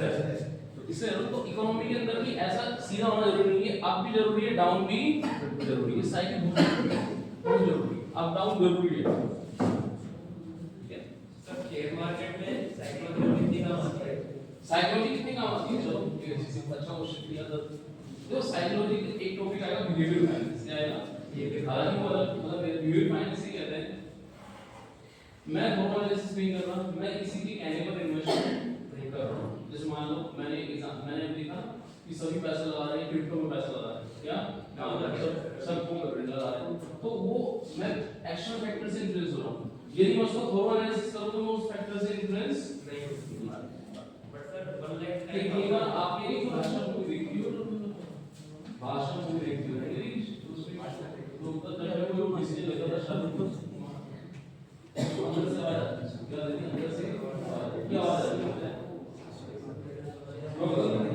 जैसे कोई शेयर खरीद रहा है, प्राइस बढ़ रही है, तो आपको भी शाहरुख खान की अंदर से आवाज आएगी कि शेयर खरीद ले। हालांकि मूवी में दिखाया था ले ऐसे पाया कि शेयर खरीद ले, पर आपको थोड़ा एनालिसिस करना है। क्या करना है बोलो, आपने ये देखी मूवी हमारे टाइम की ये इसकी, तो थोड़ा एनालिसिस जरूरी है कि नहीं बोलो?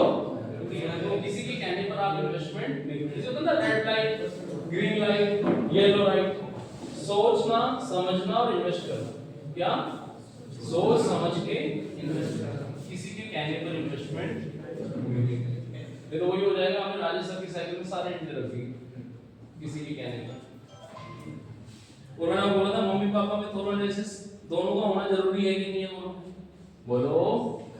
तो शेयर मार्केट सबसे इम्पोर्टेंट है बिहेवियर और उसका माइंडसेट जब हम पैसा लगाते हैं। ये काफी ना लंबी स्लाइड है, थोड़ा चेंज करूंगा, आप ये सुनना सर जल्दी जल्दी कर रहे हैं।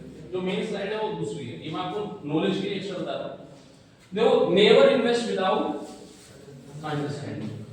आप कभी भी इन्वेस्टमेंट बिना अंडरस्टैंडिंग के नहीं करेंगे। मानते हो बोलो? दूसरा क्या है देखो, ठीक है, डोंट फॉल फॉर रिटर्न मैक्सिमेशन। बचपन से पढ़ते आ रहे हैं ना, लालच को भी बोला है, लालच में नहीं पढ़ना चाहिए, होता नहीं होता बोलो? बोलो एक मोटी सोने का अंडा देती थी तो लालच नहीं करना चाहिए, ज्यादा मैक्सिमाइजेशन के चक्कर में नहीं पड़ना चाहिए। फिर क्या था, when investing in stock market your mindset should be of A business owner. ये वाला लाइन वापस समझाता हूं। चलो, जब भी आप शेयर मार्केट में पैसा लगाएं तो देश के सबसे अच्छे नागरिक बनिए, जानिए और समझिए, उनको लेते हैं हम साथ में, उनकी मदद करते हैं, ठीक है ना, वो हमारी बहुत मदद करेंगे। बेटा तुम ध्यान देना, शेयर मार्केट में बहुत काम आएगा। तुम पैसे को इकट्ठा करोगे, उसको इन्वेस्ट भी तो करना है, पैसा तो आ जाएगा तुम्हारे पास, उसको इन्वेस्ट भी तो करना है, तो तुम ध्यान देना। ये नहीं खाली लड़के ध्यान दे रही है, ये तो इनका काम है, हमारा काम है। देखो मान लो मैं 8 घंटे जॉब कर रहा हूँ, सर 8 घंटे जॉब कर रहे हैं, सर 8 घंटे जॉब कर रहे हैं, पर सर का भी मन था कि मेरा बिजनेस हो फिजिक्स वाला की तरह, मैं भी अपना एक चैनल बनाता, मैं भी अपना एक ग्रुप बनाता, चलाता। पर सर मान लो मैं अपना एग्जांपल ले रहा हूं, पर मैं तुम जा कहां रहे हो सर? एक बार मैं अटेंडेंस देख लूं, अटेंडेंस वाला पेज अटेंडेंस वाला पेज पर अटेंडेंस और फीडबैक वाला एक बच्चा कलेक्ट कर लो सारे पेज, अटेंडेंस वाला और फीडबैक। एक बार कक्षण कम होगा तो अटेंडेंस कम चली जाएगी। क्या बात करो, बेटा एक बच्चा कलेक्ट कर लो। अच्छा मैं आपको समझा देता हूं कि आपको नहीं बताऊं। देखो दो पेज आएंगे आपके पास, एक तो आएगा अटेंडेंस का, क्या आएगा? अब बोल नहीं रहे हाँ मुस्कुरान। एक बार क्या हुआ, दो पेज आएंगे, एक तो होगा अटेंडेंस जिसमें आपको अपना सीरियल नंबर, नेम, आपका मेल फीमेल, फिर आपका एज, फिर कांटेक्ट नंबर, ईमेल आईडी और वर्कशॉप की रेटिंग, जैसे 5 स्टार 4 स्टार 3 स्टार, ठीक है ना। रेटिंग है आप बाद में देना, पहले समझ लो, फिर साइन, ये आप जरूर कर लेना। सबने कर दिए वो पेज होने दे दो अटेंडेंस वाला। दूसरा एक पेज होगा फीडबैक वाला, इसको समझ लो, ये वाला पेज है एक और फीडबैक वाला। अब वही नहीं सर, इसमें सबसे पहले लिखा हुआ है नाम, नेम लिख दिया, जेंडर लिख दिया, एज लिख दी, ईमेल आईडी लिख दी, मोबाइल नंबर लिख दिया, लिखना है ना, ठीक है। कभी भी क्या आप इसमें मोबाइल नंबर लिख दियो, राइटिंग समझ नहीं आती, ईमेल आईडी इसमें लिख दियो, समझ नहीं आती, तो इससे मैच हो जाती है। मैं अब जब कलेक्ट करूंगा ना आपकी फीडबैक, तो यहाँ अटेंडेंस से कलेक्ट करूंगा, तो राइटिंग मैच हो जाएगी, समझ में आ जाएगी कि भाई इसमें आर लिखा हुआ है या ई लिखा हुआ है या डी लिखा हुआ है। ये इसका सिमेट्रिक। देखो इसमें पहला क्वेश्चन है क्वालिफिकेशन क्या है आपकी। आप सभी बीटेक डिप्लोमा कर रहे हो, अंडर ग्रेजुएट में आएगा ना। फिर आ रहे हैं आर यू एक्जिस्टिंग इन्वेस्टर, आप पैसा लगाते हैं शेयर मार्केट में? नो, अभी लगाए नहीं ना, हमने लगाए तो लगाए तो यस लिख देना। Do you have a demat account, है तो यस लिख देना, नहीं है तो नो लिख देना। साथ साथ कर लो ना, आप साथ साथ पूरा हो जाएगा। एंटरमेंट कर लो फिर रह जाएगा। अभी एंटरमेंट कर लो, 5 मिनट मिल जाएंगे, बाद में आप वेट करेंगे, सब कंप्लीट करेंगे करके। पहले आप नेम डाल लो, gender, age, email ID, mobile number, ये डाल लो पहले।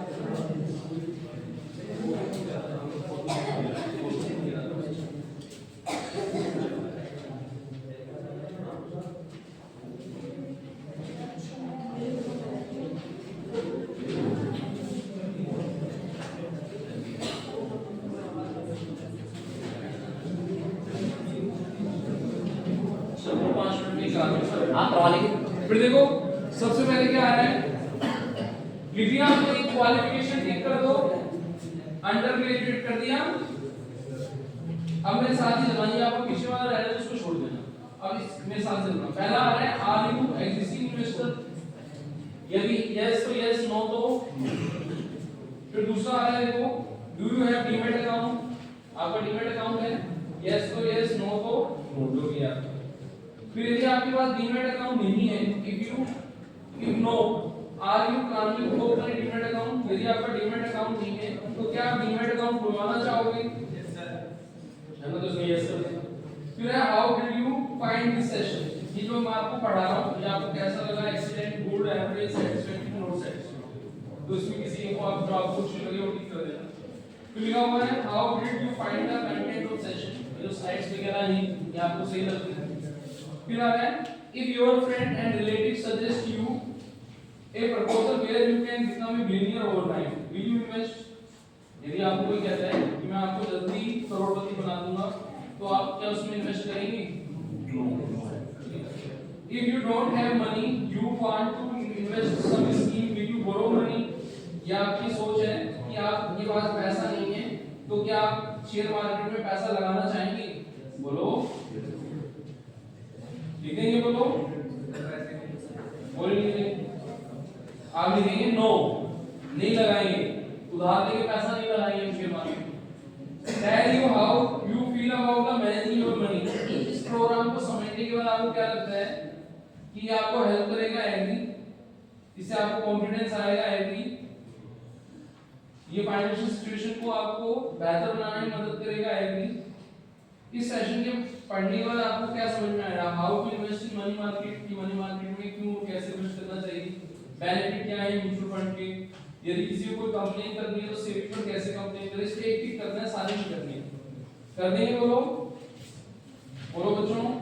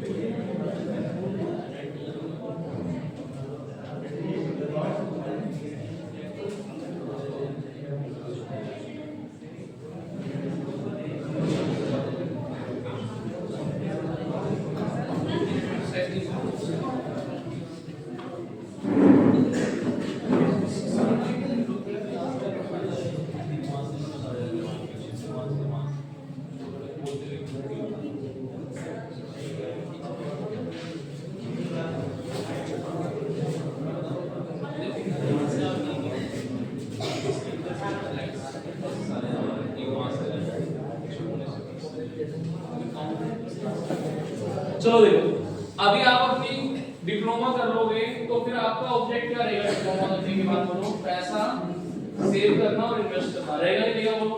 जॉब लगने के बाद रहेगा नहीं रहेगा बोलो? हमारी इनकम के 5 सोर्स होते हैं इनकम फ्रॉम सैलरी, जैसे मैं जहाँ जॉब करता हूँ, सर जहाँ पे जॉब करते हैं या पापा जहाँ पे जॉब करते हैं। फिर होता है बिजनेस एंड प्रोफेशन। क्या होता है बोलो? Business and profession. जैसा कि आप यहाँ पे देखो एक शब्द आया था कि जब आप शेयर मार्केट में पैसा लगाते हो तो आपका दिमाग किसकी तरह होना चाहिए? एज ए बिजनेसमैन होना चाहिए। जब मैं थोड़ी एग्जांपल दिया था, मान लो मैं किसी कंपनी की तरफ बिजनेस खोलना चाहता था, लेकिन मैं खोल नहीं पाया और वो कंपनी 20% कमा रही है, तो अब मैं बिजनेस तो खोल नहीं पाया, पर मैं उस कंपनी में तो इन्वेस्ट कर सकता हूँ नहीं कर सकता? बोलो। उस कंपनी के शेयर में मैं क्या करूंगा? इन्वेस्ट कर दूंगा। हम किसी कंपनी का नाम नहीं ले सकते यहाँ पे, हमारे कहने पर आप इन्वेस्टमेंट करोगे वो नुकसान हो जाए तो खेती करोगे। तो मालूम मैं किसी कंपनी के जैसा बिजनेस सेटअप करना चाह रहा था, मैं वैसा नहीं कर पाया, तो उस कंपनी के शेयर खरीदूंगा नहीं खरीदूंगा? बोलो बोलो। और इन्फ्लेशन से ज्यादा कमा पाऊंगा नहीं कमा पाऊंगा? बोलो। तो इनकम का पहला सोर्स होता है सैलरी, दूसरा सोर्स होता है income from business and profession. क्या बोलो? Business and profession. तीसरा होता है इनकम फ्रॉम हाउस प्रॉपर्टी। आप बड़े-बड़े शहरों में देखोगे लोग अपनी बिल्डिंग को किराए पर दे देते हैं, फ्लैट को किराए पर दे देते हैं, उनको इनकम मिलती है। बोलो, अच्छी इनकम मिलती है, इनकम फ्रॉम हाउस प्रॉपर्टी। फिर होता है इनकम फ्रॉम कैपिटल गेन। क्या होता है बोलो? Income from capital gain. Income from capital gain क्या रहती है कि आप सस्ते में खरीद के महंगे पर बेच दें। मान लो कोई प्रॉपर्टी खरीद के बेच दें या कोई शेयर है वो खरीद के बेच दें। ये शॉर्ट टर्म भी हो सकता है, लॉन्ग टर्म भी हो सकता है। और इनकम का एक लास्ट सोर्स होता है अदर सोर्स। क्या होता है? Other source. जैसे मैं हूं, मैं आपको बताऊं इनकम के अदर सोर्स। जैसे टीचर है तो उसके लिए पेपर बनाना, कॉपी चेक करना, किसी एक्सटेंशन में जाना, ये बैंक में एफडी पर इंटरेस्ट मिलना, तो ये शेयर मार्केट से पैसा कमाना, ये क्या है? इनकम के अदर सोर्स। बात समझ में आई नहीं बोलो?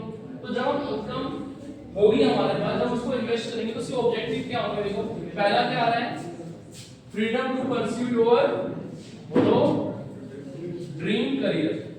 आपको पता है आज के टाइम में कोई एमबीबीएस करता है तो कोई काफी अमाउंट चाहिए नहीं चाहिए? बोलो।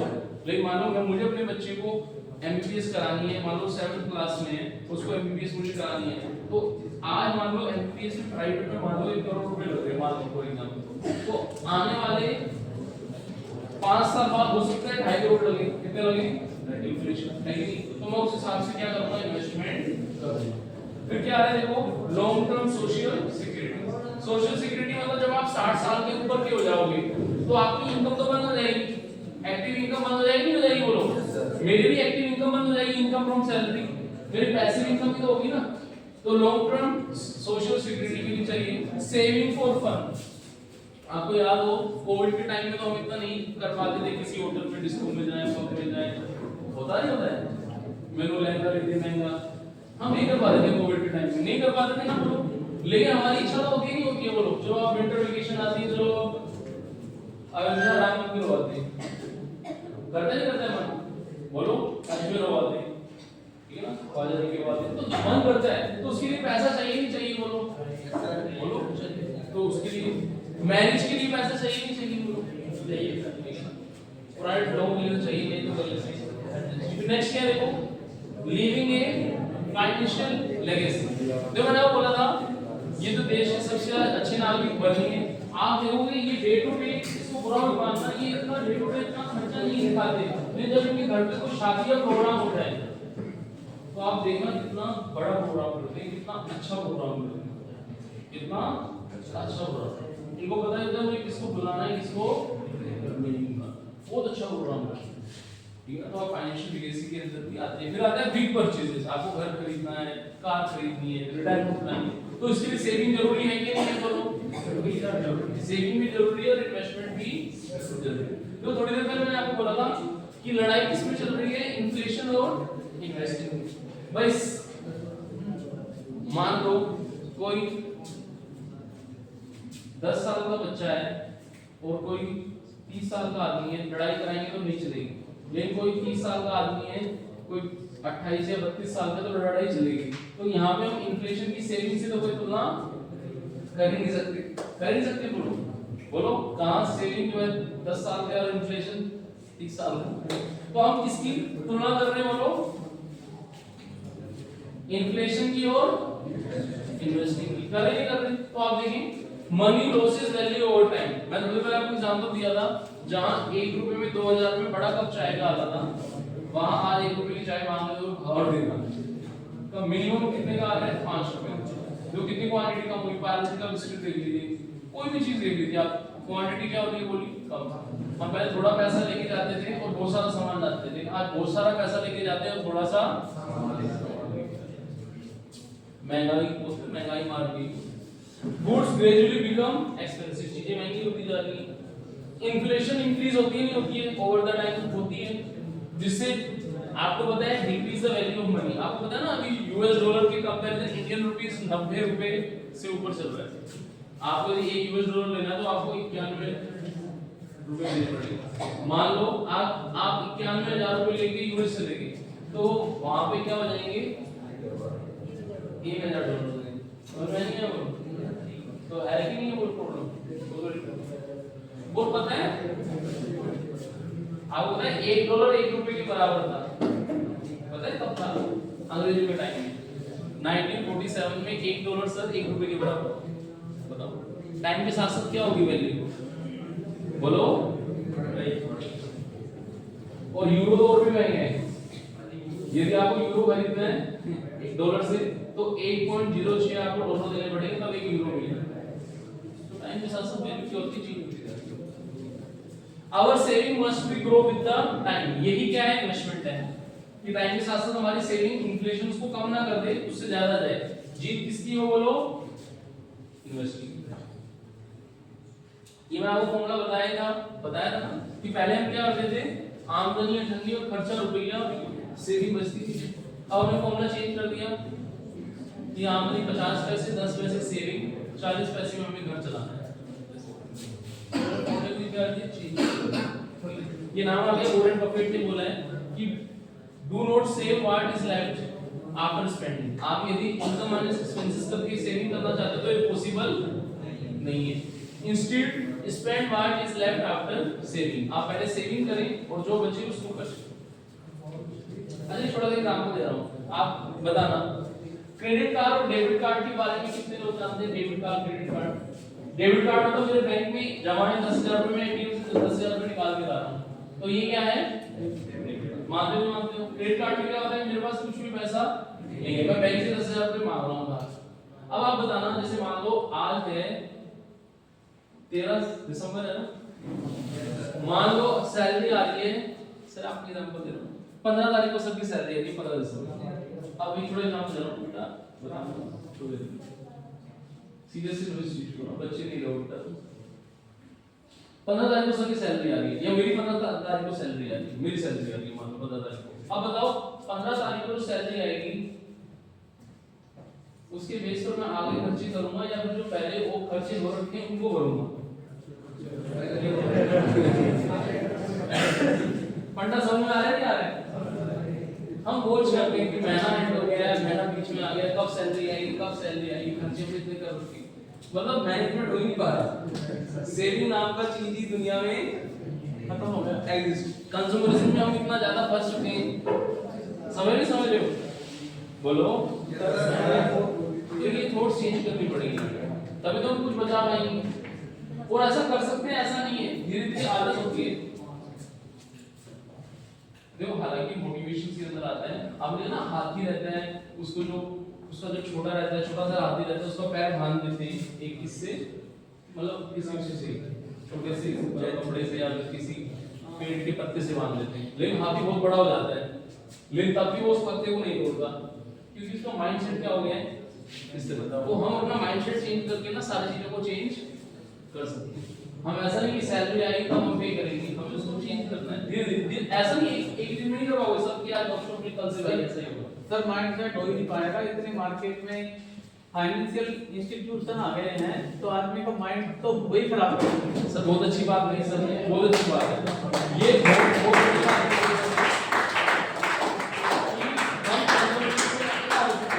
जो कई बार आता है ना कि अभी सेल आ रही है, हमें से किया उसमें जोमेटो उतना डिस्काउंट दे रहा है, ये दे रहा है, वो दे रहा है, तो पैसा कैसे बचाया जाए? तो सबकी बात को ध्यान में रखते हुए पैसा पता है कैसे बचाया जा सकता है? उन सबको अनइंस्टॉल कर दो। क्या कर दो? अनइंस्टॉल। तो आप कंज्यूमरिज्म से बचोगे ना सर, वो तो कर देंगे। हाँ जैसे फॉर एग्जांपल मैं बॉस का लेता हूं अपने यहाँ। हाँ जी, जैसे बॉस की सैलरी आती है, हाँ जी, ठीक है, आ रहा है, ठीक। फिर बाद में कोई भी फाइनेंशियल इंस्टीट्यूशन इनके पास में आएगा, बैंकर चला जाएगा, एचडीएफसी वाले चले जाएंगे सर आप लोन लीजिए सर, आपको बहुत अच्छी वे में मिल जाएगा। अच्छा आपको इंटरेस्ट ज्यादा लगेगा नहीं, अरे नहीं लगेगा। अरे सर आप कोई सा भी विला ले लीजिए 1 CR का 2 CR का सर, इतना है ही मेरे पास। थोड़ा सा एग्जांपल मैं आपको देता हूँ। जैसे मेरा नाम है राजेश कुमार शर्मा। अब मान लो मैं राजेश कुमार गुप्ता होता, क्या समझना बहुत अंतर आ जाएगा। राजेश कुमार खंडेलवाल होता मान लो, ठीक है ना, मान लो। और यदि वो बैंकर मेरे पास आता तो मैं उसको पानी भी नहीं पिलाता। तो मैक्सिमम हमें अपना क्या माइंडसेट इस तरीके का करना 90% जो पर्सन में सैलरी पर्सन है। और सर मैं के लिए यही कर सर एक चीज और बता रहा था मैं, आपने अच्छा क्वेश्चन किया। देखो क्या होता है, मान लो सर को 200 में ये लोग क्या करें घर ले लेना, तो क्या वो बहुत अच्छे काम बता रहा हूँ, बहुत अच्छे काम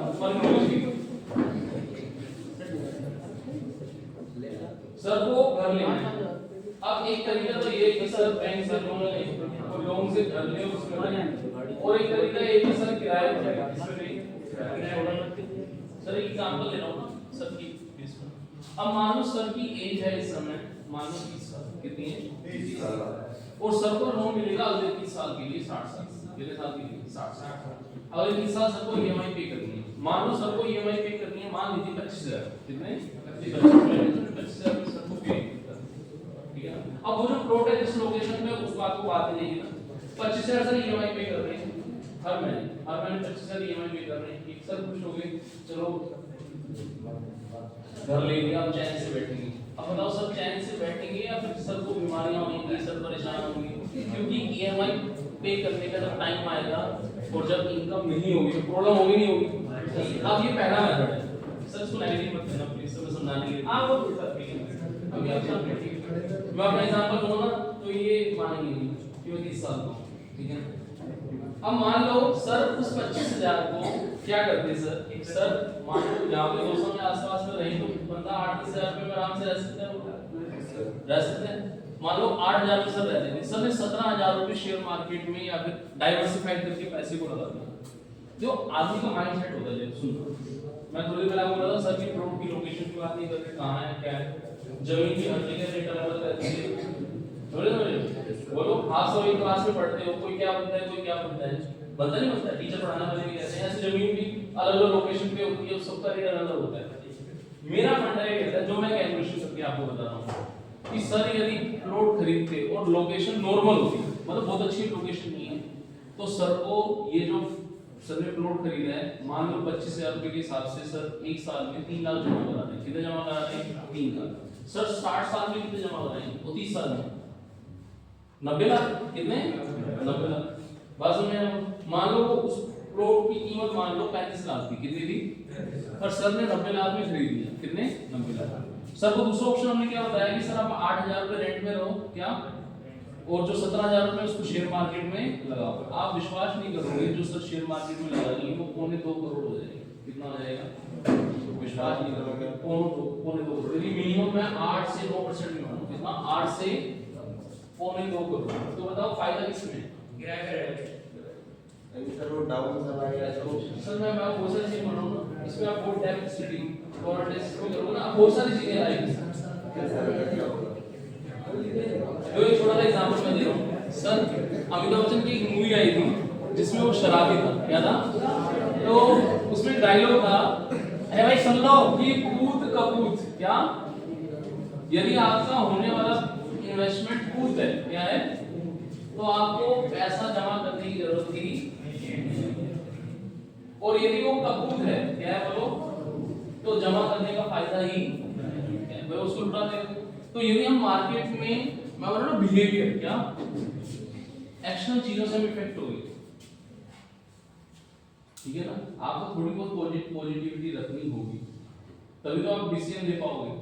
बोलो हम लोग, देखो छोटा एग्जांपल दे रहा हूं, मैं कॉमर्स मैनेजमेंट का टीचर हूं, मैं बच्चों को खूब रिस्क पढ़ाता हूं सर तो मुझे जानती है, मैं खूब बच्चों को पढ़ाता हूं रिस्क, क्या पढ़ाता हूं कि रिस्क लेनी चाहिए, क्या रिस्क लेनी चाहिए, और रिस्क हर कोई, आप में से कुछ बच्चे रिस्क लेंगे, बड़ा काम करेंगे, बहुत आगे चले जाएंगे, और जो रिस्क नहीं लेगा वो नौकरी करता रहेगा। बहुत सारे दूसरा रिस्पेक्ट है, इसको ना टेम्परेरी नहीं हो सकती, इसमें बहुत लंबा टाइम चाहिए, लॉन्ग टर्म चाहिए।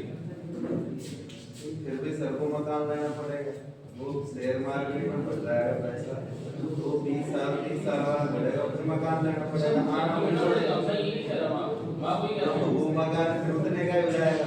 हो सकता है मकान लेने के बाद, सुन रहे हो, मकान लेने के बाद मकान में रह जाता है आदमी, बहुत सारे फैक्टर रहते हैं, अब ये फैक्टर है बहुत सारे, किराए में जिंदगी को चल जाएगी। तो सबका अलग थोड़ा है, आपका माइंडसेट अलग है, मेरा माइंडसेट अलग है, समझ रहे हो? मेरा दोनों एनालिसिस छोड़ बोल है। सर मैं बीच में डाउन करता हूं। हाँ, आप कई बार सोचते हो मैंने सबको बुलाया, हर चीज को समझने का तरीका होगा। जैसे भी आपने समय बोला कूद तो कुछ कूद बोल दिया, अगर आपको कूद का नहीं मतलब पता होगा तो सर की जो भाषा बताई डेफिनेशन गलत होगी। तो कूद का नहीं पता तब भी करता, सपूत का नहीं पता तब भी करता। इसलिए पहली क्लास से बच्चा पढ़ता है shortcut always cut the line. कूद वो होता है जो माँ बाप के धन को, जमीन जायदाद को कुछ नहीं करता, एज इट इज मेंटेन करता है। तो कूद वो होता है जो माँ बाप के प्रॉपर्टी को, धन दौलत को डुबो देता है, बर्बाद कर देता है। सबूत वो होता है जो माँ बाप की धन दौलत, प्रॉपर्टी, बैंक बैलेंस को ऊंचाइयों पे ले जाता है। अगर ये चीजें सही होंगी तो जो सरने की बात है आप कैच कर पाओगे। मीनिंग ये कोई मैटर नहीं मिलता है। एक आदमी आया, बहुत सारी डिस्कशन की, मैंने भी सुन लिया, आपको कितने बैठा था, मेरी फैकल्टी ने भी सुन लिया, आपने सुन लिया, कुछ तो बदलाव आएगा। आपने कुछ नहीं समझोगे, ये तो कहोगे यार पैसा बचाना चाहिए। मैं नहीं कहता इनमें से कोई भी तरीका यूज कर रहे हो, आपको लगेगा पैसा मेरे पास होना चाहिए भविष्य के लिए, बड़ी बेसिक सी छोटी सी पैसा होना चाहिए, क्योंकि कोई जरूरत पे किसी की मदद नहीं करता, पैसा होना चाहिए, पैसा ही मदद करता है, पैसा ही पैसे को खींचता है। सर ने इतनी बात बताई है, सिर्फ आपके लेवल पे जाके बताइए, ठीक है। कोर जब ये पूरी स्लाइड बता रहे हैं, हम जो स्लाइड बता रहे हैं अभी जितना भी आपको इसमें से अगर 20 बात भी अच्छी लगी है तो अच्छी लगी है, जब इस पूरी स्लाइड जैसे प्रोफेशनल क्लास लगती है ऊपर से निकल के चली जाएगी, तो आप इतना सोचो कि आपको कुछ तो मिला। 1 घंटे में 20 बातें तो बताइए, किसी किस्म में कोटिंग, कभी फिल्म की कोटिंग करिए, ये सब समझने की है। ये कब समझोगे जब आपका माइंड सेट होगा। किसी के लिए यार 1 घंटा खराब हो गया, हो सकता है मेरी फैकल्टी में ऐसा रहे, मेरा स्टूडेंट भी करेंगे। आप जहां होने चाहिए थे 100 बच्चे होने चाहिए थे, प्रिंसिपल क्या करेगा, फैकल्टी क्या करेगा, चेयरमैन क्या करेगा?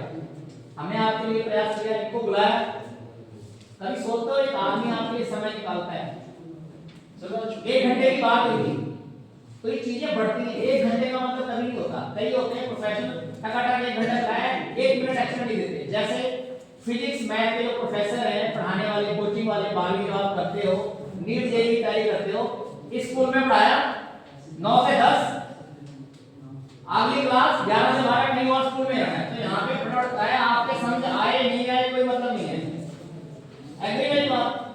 यहाँ ऐसा नहीं है। तो बात हो रही डिस्कशन, आपके माइंड में कोई डाउट है, हो सकता है कोई एक चीज क्लिक कर जाए और वो आपका जीवन बदल दे, कोई चीज सही कर दे। भाई आपके पास 100 रुपए है, 100 में 40 खर्च लो तब भी 60 बचे हैं। 100 है, आप चीज खरीद रहे हो 150 रुपए की, 100 है चीज खरीद रहे हो 120 रुपए की। क्यों भाई? ये तो सोचो 20 रुपए खर्चा हो रहा है, अभी खड़े खड़े खर्चा हो रहा है, किससे लोगे? बाप आपको 1000 रुपए पॉकेट मनी दे रहा है, तो आपको ये होना चाहिए कि यार 1000 रुपए अगर मुझे हर महीने मिलेंगे, साल में 12000 रुपए मिलेंगे, तो मैं बचा लूं, वो बचा के मैं अपने खर्चे पूरे कर लूं, अपने शौक उस खर्चे में से पूरे करो ना। बापू तो आपको खर्चे पॉकेट मनी दे रहा है, इच्छाएं उस पैसे को बचा के पूरा करो। That will be the challenge, that will be the learning, that will be the आपकी कमाई, इनकम हो जाएगी। खर्चे को कम करके वहां से सीखोगे। ये जिगरा होना चाहिए, खोपड़ी होनी चाहिए, खिलौना कुछ भी नहीं है। और एजुकेशन एक ऐसा वेपन है, दुनिया बदल देता है। वो आप हासिल कर लोगे तो बहुत सारी चीजें हो जाएंगी। सर अभी और लेंगे 15-20 मिनट जो भी है, आप एंजॉय कीजिए शो को। मुझे नहीं लगता कि ये आपके लिए नुकसान का समय है। आप सीखने की जो होगा सर के नंबर वाला दे देंगे, आप रख लेना उसको, आपके काम आएगा फ्यूचर में। आप दोबारा भी कर सकते हैं, दोबारा वही मिलता है जिसको कोई प्रॉब्लम आती है या कोई जिज्ञासु होता है यार ये चीजें बात करें। ये मेरे को सर ने स्लाइड भेज रखी है, पीपीटी ग्रुप पे डाल देंगे, कोई प्रॉब्लम नहीं है, ठीक है। क्योंकि जितनी भी चीज हम पढ़ा देते हैं हम बाद में रिकॉर्ड में जरूर पूछते हैं, क्योंकि चीजें ऊपर से उड़ जाएंगी। जब हम सिनेमा देखते हैं बहुत सारी चीजें याद रहती हैं, जैसे बात करते हैं, ठीक है सिनेमा देखा देख लिया, और कोई लोग हिल जाते हैं कि यार ये ऐसा है, हमारे साथ भी ऐसा हो सकता है, मैं भी इसी का हिस्सा हूं। सोचने के ऊपर इट डिपेंड्स। सर ने ह्यूमन बिहेवियर की बात करी है, आपकी साइकोलॉजी की बात करी, किसी ने साइकोलॉजी का क्वेश्चन लिया है। आपका बिहेवियर बहुत बड़ा फैक्टर है, आपका घर परिवार, आप कौन सी फैमिली से आते हैं, इन चीजों को आप इग्नोर कर ही नहीं सकते, बच सकते नहीं हैं। लेकिन जिस करिकुलम से आए पढ़ाई करने के लिए पढ़ें, ये तो पढ़ना ही है, रो के हंस के, उसके बाद भी चीजें आएंगी। लेकिन अभी से थोड़ा थोड़ा धीरे जाके एक टाइम पे बदला घड़ा हो गया। जैसे बोलता पीपीएफ, पब्लिक प्रोविडेंट फंड, आप 500 रुपए जमा कराते हैं, एक टाइम पे आपको लगेगा कितने रुपए हो गए। जब आपकी शादी होगी, जब आपको कोई जरूरत आए, बापू तो खर्चे का आप अपने शौक उससे पूरे कर लीजिए ना, बीवी को उससे टिप दीजिए ना, आज प्रिंसिपल ने आपको टिप दे दिया ना, कर लीजिए ना उसको। ये यहीं से आइडिया आएगा। अब ये क्यों बता रहे, हो सकता है हमारे जैसे को आइडिया किसी ने नहीं दिया, हम बहुत मुलाकात से हमें हालात न मिले हो, आपको हालात दे रहे हैं, आपको प्रिंसिपल बुला के लोगों को बता रखा हो, एक्सपर्ट है, प्रोफेसर है, सर्टिफाइड है, लाइसेंस धारी है। ये गाड़ी चलाने के लिए आपको लाइसेंस चाहिए होता है, उसके बाद चलान होता है। इससे ज्यादा आपको क्या चाहिए? तो एंजॉय करना है। एंजॉय का मतलब यार प्रिंसिपल को एंजॉय करें, एंजॉय करिए यार बस। ये आपकी साइकोलॉजी है, मेंटलिटी है, आपका लक्षण है, ये आपकी फैमिली को शो करता है, आपको शो करता है। ठीक है जी। तो अभी कुछ क्वेरी बच गई है, उसको आप पूछ लीजिए, पीपीटी आपके ग्रुपों में डाल देंगे, मेरे पास ऑलरेडी है। ये देखिए आपको ये क्यों बताना चाह, जो आदमी यहाँ आता है एक नियम होता है, हमने इसको ठोक लिया, बजा लिया, तो मैं ये बताऊंगा। लेकिन इतनी सी चीज को बताने के लिए 10 एग्जांपल लेते हैं, कहते हैं कि ये है। सर ने कितनी स्लाइड आपको दिखा दी, सिर्फ आपको समझाने के लिए कि इनको समझ में आ जाए कि ये चीज आए तो सही, इनको कहीं से भी आए। 10 एग्जांपल कोट करता है। सर ने घर का एग्जांपल लिया, किराए के घर के एग्जांपल लिया। आपको देखना है कि आप किसान के बेटे, बहुत सारे किसान के बेटे हैं, लेकिन ये सोचो क्या जब फसल कटती है, बहुत सारे लोग इसी हॉस्पिटल में पड़े रहते हैं, जब फसल कटती नहीं जाते हैं। और बहुत सारा बच्चा मेरे छुट्टी लेके जाता है, बोलता है सर फसल कटने में जाना है। मैं कभी नहीं रोकता किसी को, कभी नहीं रोकता, मुझे पता है, मैं भी किसान का बेटा हूँ। ठीक है, हमने सारे खेत दे दिए, ठीक है, जमाने के हिसाब से जरूरत होती है, हालात उससे बदल जाते हैं, लेकिन खेत होते हैं। I understand the problem.